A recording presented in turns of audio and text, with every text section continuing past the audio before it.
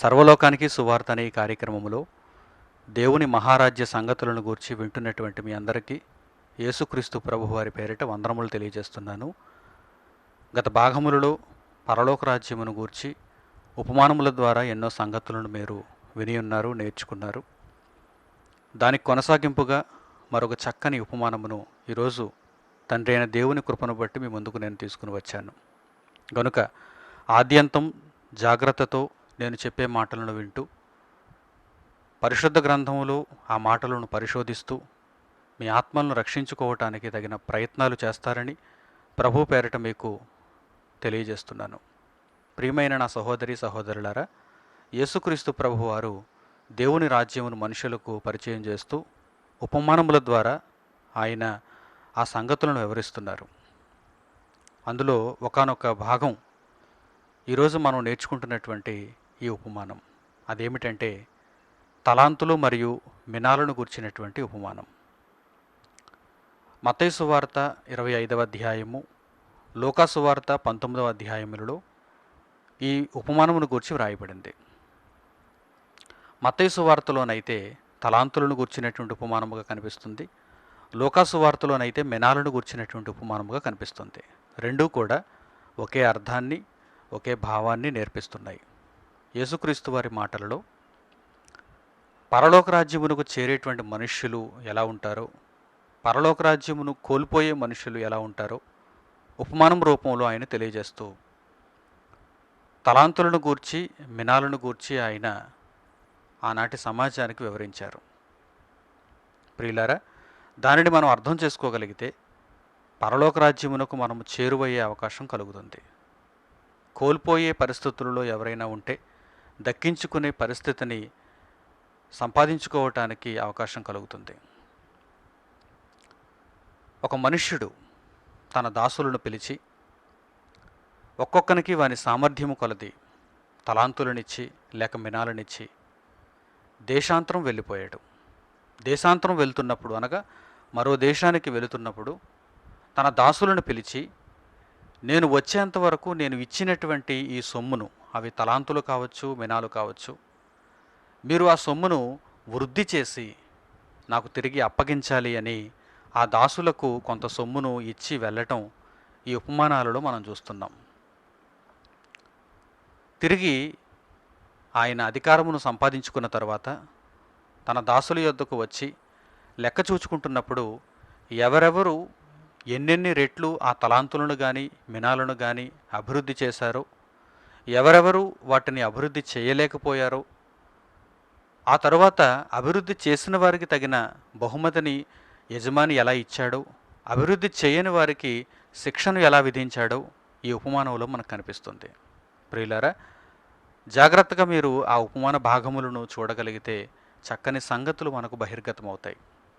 ముందుగా మత్తయి సువార్త 25వ అధ్యాయము 14వ వచనం నుంచి జాగ్రత్తగా చూడండి. పరలోక రాజ్యము ఒక మనుష్యుడు దేశాంతరమునకు ప్రయాణమై తన దాసులను పిలిచి తన ఆస్తిని వారికి అప్పగించినట్లుండును. అతడు ఒకనికి 5 తలాంతులను, ఒకనికి 2, ఒకనికి 1, ఎవని సామర్థ్యము చొప్పున వానికిచ్చి వెంటనే దేశాంతరము పోయెను. 5 తలాంతులు తీసుకొనిన వాడు వెళ్ళి వాటితో వ్యాపారం చేసి మరి 5 తలాంతులు సంపాదించెను. అలాగుననే 2 తీసుకొనిన వాడు మరి 2 సంపాదించెను. అయితే 1 తలాంతు తీసుకొనిన వాడు వెళ్ళి భూమి త్రవ్వి తన యజమానుని సొమ్ము దాచిపెట్టెను. బహుకాలమైన తరువాత ఆ దాసుల యజమానుడు వచ్చి వారి యొద్ద లెక్క చూచుకొనెను. అప్పుడు 5 తలాంతులు తీసుకొనిన వాడు మరి 5 తలాంతులు తెచ్చి, అయ్యా, నీవు నాకు 5 తలాంతులు అప్పగించితివే, అవియుగాక మరి 5 తలాంతులు సంపాదించితినని చెప్పాను. అతని యజమానుడు, భల నమ్మకమైన మంచి దాసుడా, నీవు ఈ కొంచెములో నమ్మకముగా ఉంటివి, నిన్ను అనేకమైన వాటి మీద నియమించెదను, నీ యజమానుని సంతోషములో పాలు పొందుమని అతనితో చెప్పాను. అలాగే 2 తలాంతులు తీసుకొనిన వాడు వచ్చి, అయ్యా, నీవు నాకు 2 తలాంతులు అప్పగించితివే, అవియుగాక మరి 2 తలాంతులు సంపాదించితినని చెప్పాను.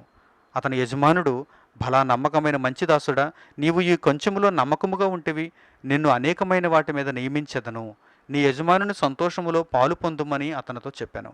తరువాత 1 తలాంతు తీసుకొనిన వాడును వచ్చి, అయ్యా, నీవు విత్తని చోట కోయువాడువును, చల్లని చోట పంట కూర్చుకుని వాడువునైన కఠినుడు అని నేను ఎరుగుదును గనుక నేను భయపడి వెళ్ళి నీ తలాంతును భూమిలో దాచిపెట్టిదని, ఇదిగో నీది నీవు తీసుకునుమని చెప్పాను.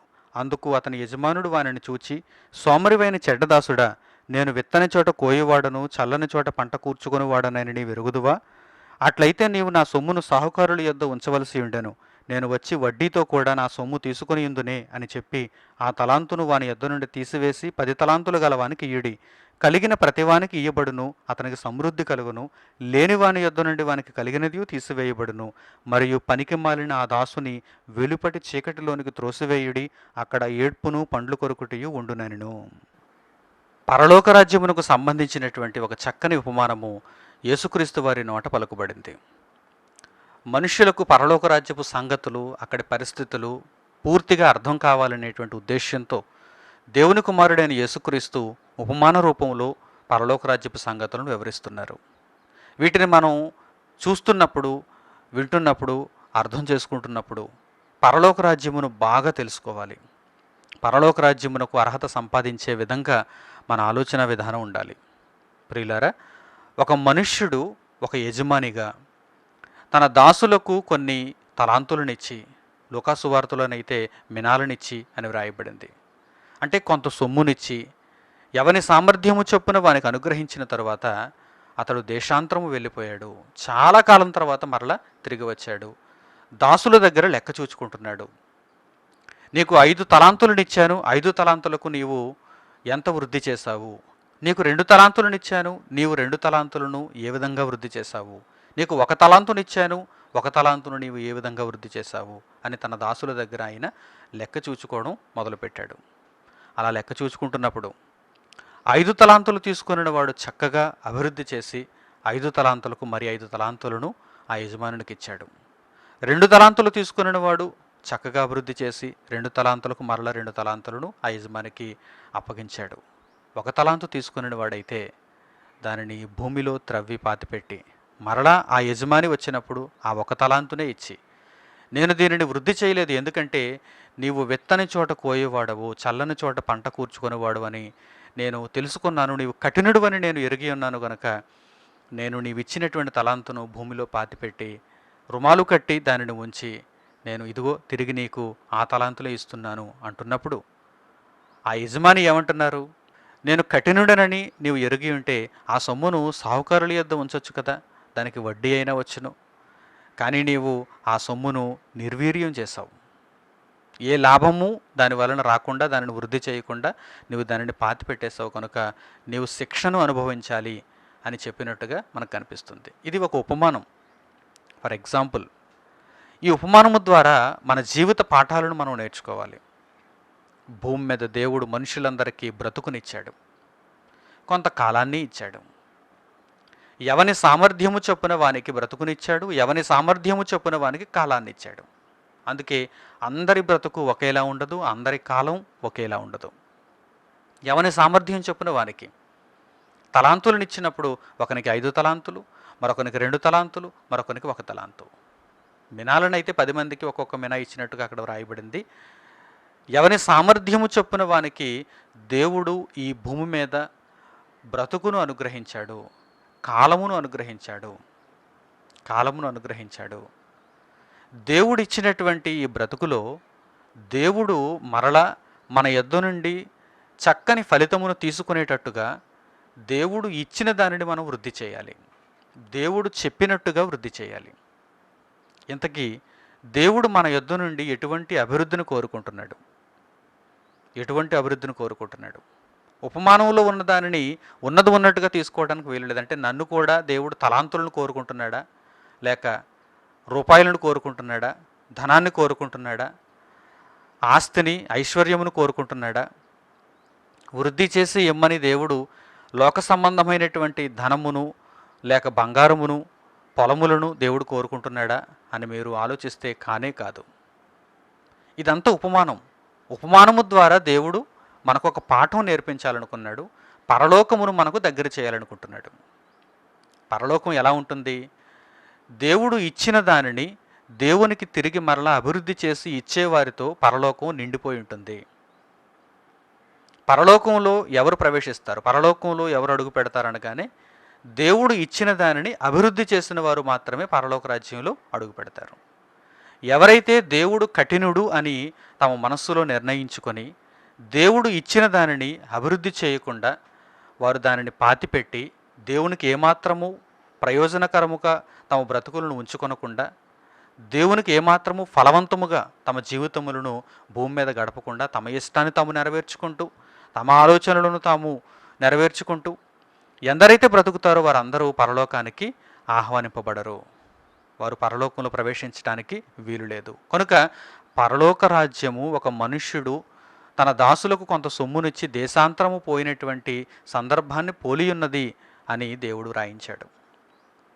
ప్రియమైన నా సహోదరి సహోదరులారా, పరలోక రాజ్యంలో ప్రవేశించాలనే ఆలోచన ఆశ మీకు ఉంటే కనుక తప్పకుండా ఈ ఉపమానమును అనుసరించి మీ జీవితాలు మీరు కలిగి ఉండాలి. దేవుడు మన బ్రతుకులలో మనకు ఇచ్చిన దానిని చక్కగా అభివృద్ధి చేసి దేవునికి మరల మనం ఇవ్వగలగాలి. ఈ భూమి మీద దేవుడు మనకిచ్చినటువంటి బ్రతుకులో దేవుడు మన నుండి కోరుకుంటున్నది ఏంటి? ఈ భూమి మీద దేవుడు మనకిచ్చిన బ్రతుకులో దేవుడు మన నుండి కోరుకుంటున్నదేంటి? రెండు విషయాలలో ఈ యొక్క సమాధానాన్ని చక్కగా వివరించవచ్చు. మొదటిది, మన పూర్ణ హృదయముతో, మన పూర్ణ ఆత్మతో, మన పూర్ణ బలముతో మన తండ్రి అయిన దేవుణ్ణి ప్రేమించాలి.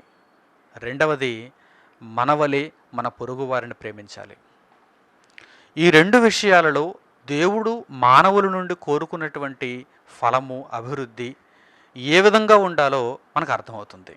ఈ రెండు విషయాలను పరిపూర్ణముగా తెలుసుకున్న వారికి, ఈ రెండు విషయాలు చక్కగా నెరవేర్చే వారికి దేవుడు మనుషుల నుండి ఏం కోరుకుంటున్నాడో అర్థమవుతుంది. తండ్రి అయిన దేవుణ్ణి మనము పరిపూర్ణముగా ప్రేమించాలి. లోకములో ఉన్న దానిని అంతటినీ మనము వెనకకు నెట్టి ముందుగా మన తండ్రి అయిన దేవుణ్ణి ప్రేమించాలి. తండ్రి అయిన దేవుణ్ణి ప్రేమించాలి, పూర్ణముగా ప్రేమించాలి. రెండవది, మన చుట్టూ ఉన్న సహోదరులను ప్రేమించాలి.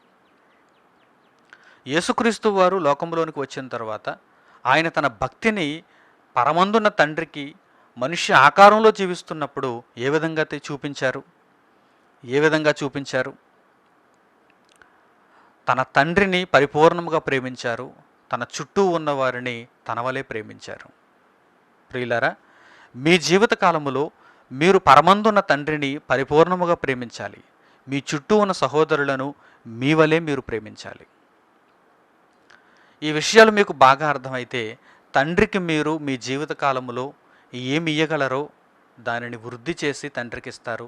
తండ్రిని సంతోషపెడతారు. మరలా ఆయన తగిన కాలమందు మీ యొద్ద లెక్క చూచుకొని వచ్చినప్పుడు ఆయనకు చక్కని ఫలితమును మీరు ఇవ్వగలుగుతారు. మన జీవిత కాలంలో మనం ఏదో సంపాదించి దేవునికి కొంత ఇచ్చి మిగిలిన దానితో మనము సంతోషపడతామని దేవుడు కోరుకోలేదు. మన జీవిత కాలంలో పూర్తిగా ఆయనను ప్రేమించాలని, పరిపూర్ణముగా ఆయనకు సేవ చేయాలని, మన వలన మన చుట్టూ ఉన్న సహోదరులంతా బ్రతకాలని దేవుడు కోరుకున్నాడు. ఒక చక్కని మాటను మీకు ఇప్పుడు పరిచయం చేస్తాను. ప్రభు మనస్సు మీరు తెలుసుకోవాలని, ప్రభువుకి ఏది ఇష్టమో మీరు తెలుసుకోవాలని దేవుడు తెలియజేస్తూ వ్రాయించిన ఒక చక్కని మాట ఇప్పుడు మీకు పరిచయం చేస్తాను. రోమీయులకు పౌలు రాసినటువంటి పత్రిక 11వ అధ్యాయము 33వ వచనం నుంచి చూడండి.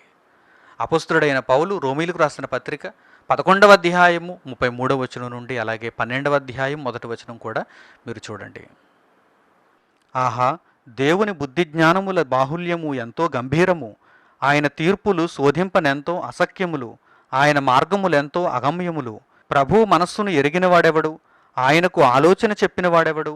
ముందుగా ఆయనకిచ్చి ప్రతిఫలము పొందగలవాడెవడు? ఆయన మూలమునను ఆయన ద్వారాను ఆయన నిమిత్తమును సమస్తమును కలిగి ఉన్నవి.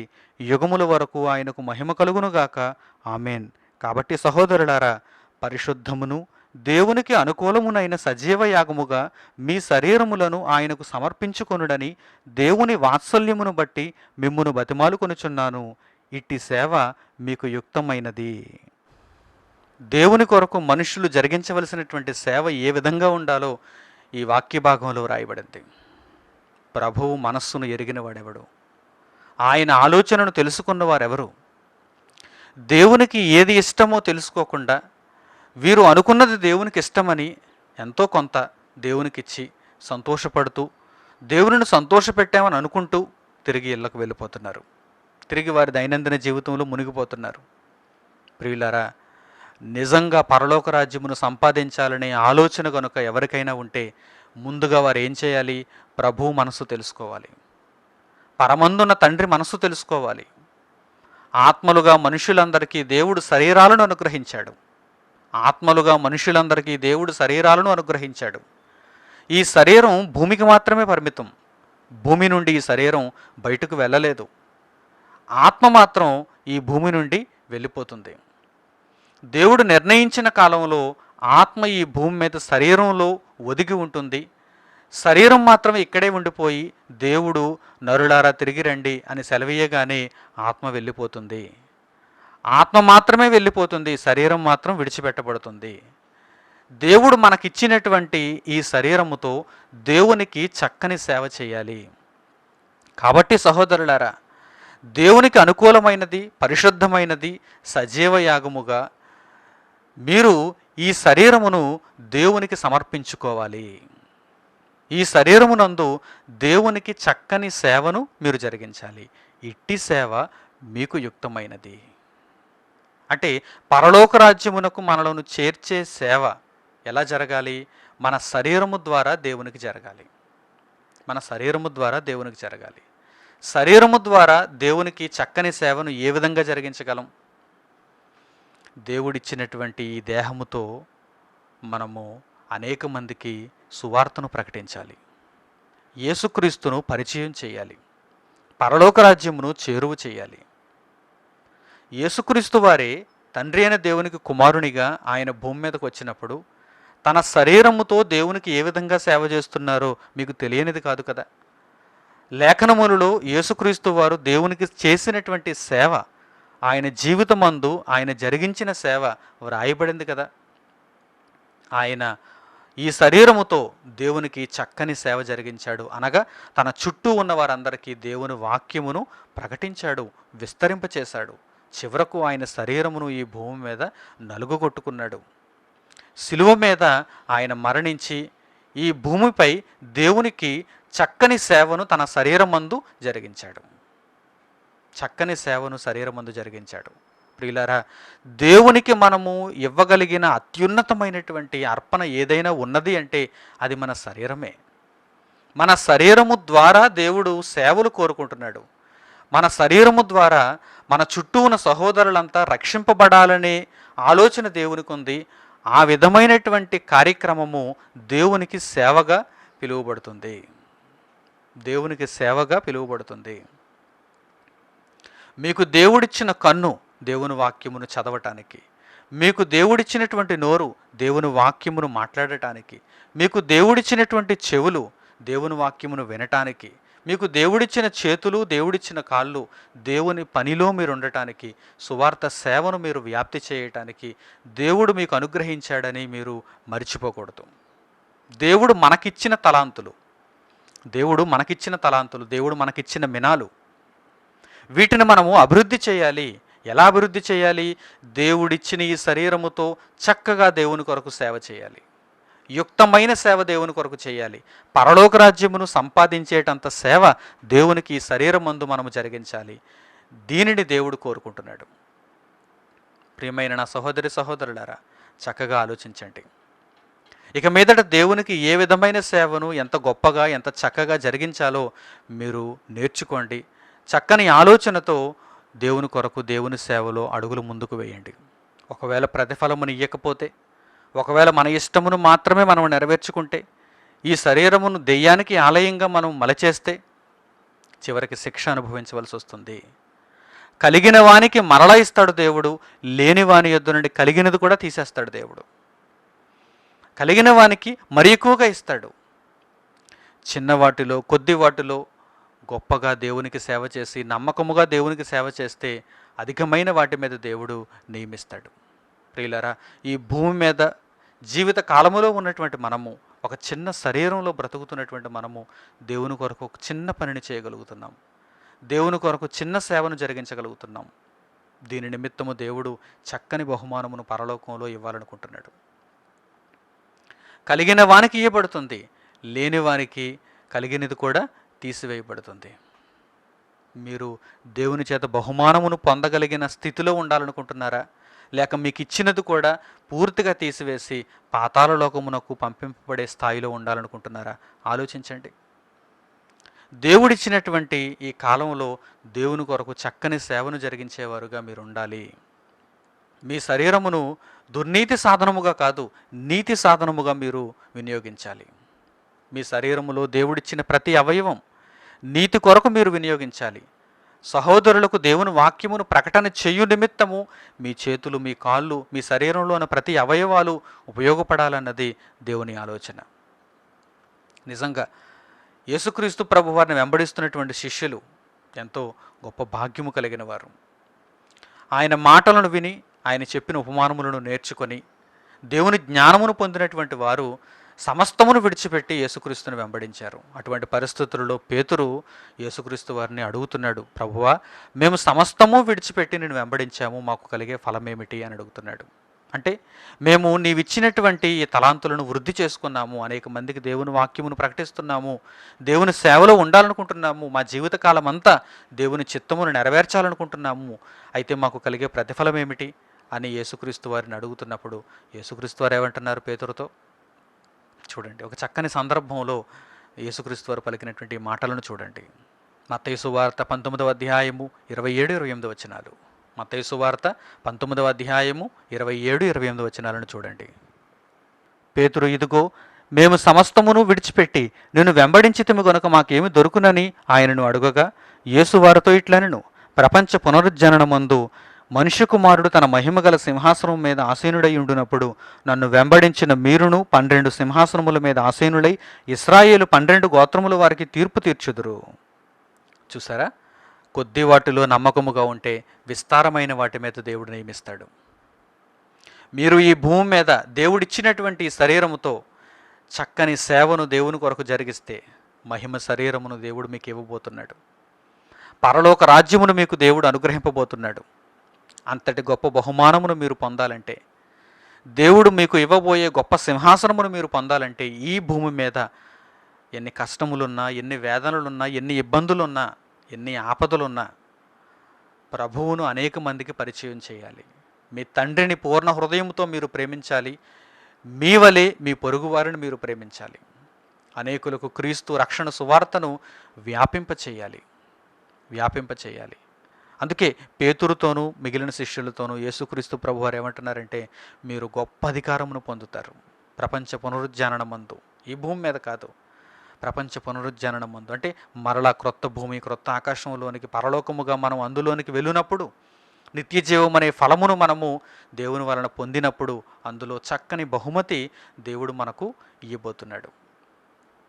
కనుక దేవుడిచ్చిన తలాంతును వృద్ధి చేయటానికి ప్రయత్నం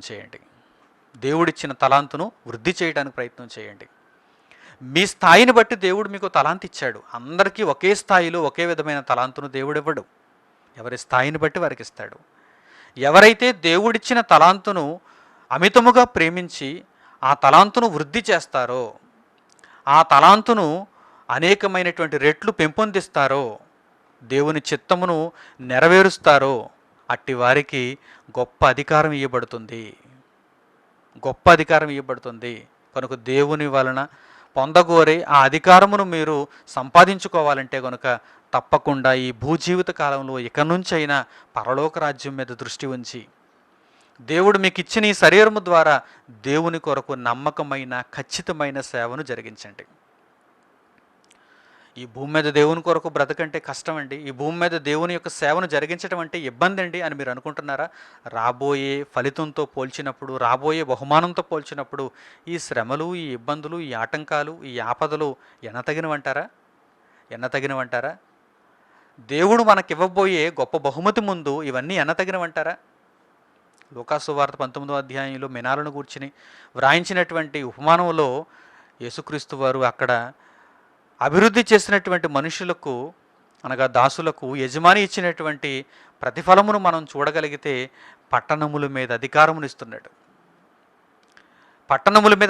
ఇస్తున్నాడు. అంటే వీరు అతడు ఇచ్చినటువంటి సొమ్మును రెట్టింపు చేసినందుకు, అనేక రెట్లు చేసినందుకు అతడు పొంగిపోయి, వీరు కొద్ది వాటిలో నమ్మకంగా ఉన్నారు.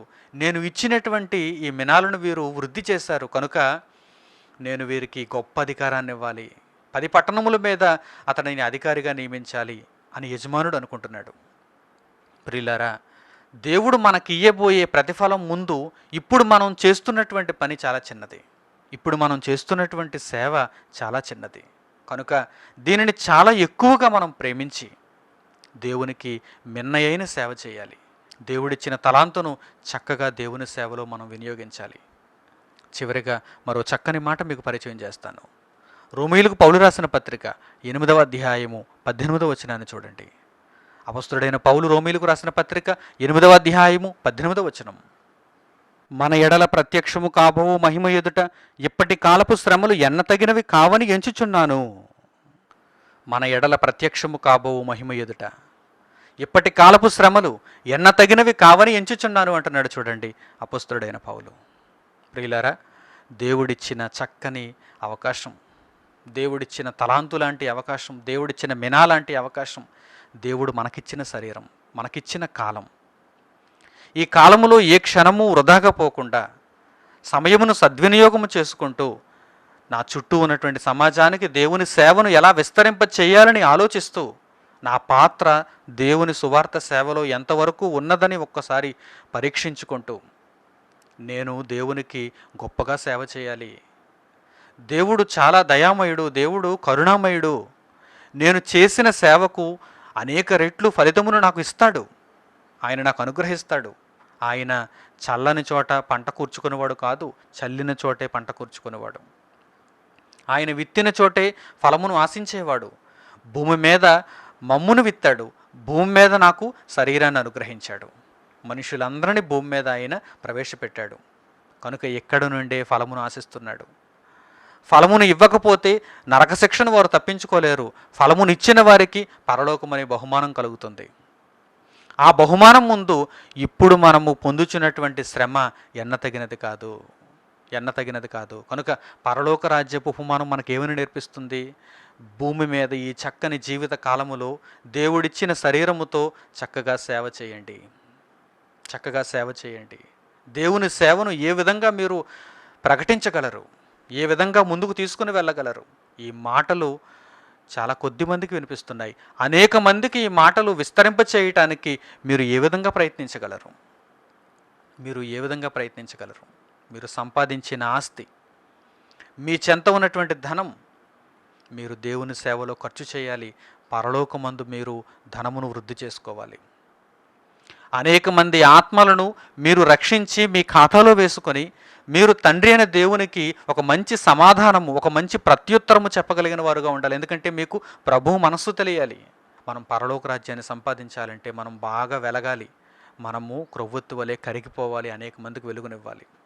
అప్పుడు దేవుడు మన కష్టమంతటిని ఆయన తన దృష్టిలో, తన జ్ఞాపకంలో, తన కవిలలో అనగా తన పుస్తకంలో వ్రాసుకొని దానిని భద్రపరిచి మన క్రియలకు తగిన బహుమతిని తప్పకుండా అనుగ్రహిస్తాడు. కనుక చక్కని నిర్ణయం తీసుకుంటారని నా ప్రియులైనటువంటి మీ అందరికీ ప్రభు పేరిట విన్నవిస్తూ, దేవుని వాక్యమును బట్టి హెచ్చరిస్తూ ఈ యొక్క మాటలను ముగిస్తున్నాను. తలలు వంచి కండ్లు మూసుకుంటే పరమందున తండ్రికి ప్రార్థనలో ఏకీభవించండి. మహోన్నతుడు అయిన మా ప్రియ కన్న తండ్రి, మీ చిత్తమును నెరవేర్చగలుగుటకు నాయన మీరు చెప్పినటువంటి ఈ పాఠము నిమిత్తం మీ కృతజ్ఞతలు తెలియజేస్తూ, చక్కని నిర్ణయంతో ఇక మీదట మీ కొరకు బ్రతికి బలా నమ్మకమైన మంచి దాసుడు అనిపించుకొనగలుగుటకు మీ సహాయమును మాకు దయచేయమని మిమ్మల్ని కోరుకుంటూ మా ప్రార్థనా విన్నపములను మీ కుమారుడైన యేసుక్రీస్తు వారి నామము ద్వారా పరమందున మీ సన్నిధికి సమర్పిస్తున్నాము తండ్రి. ఆమేన్.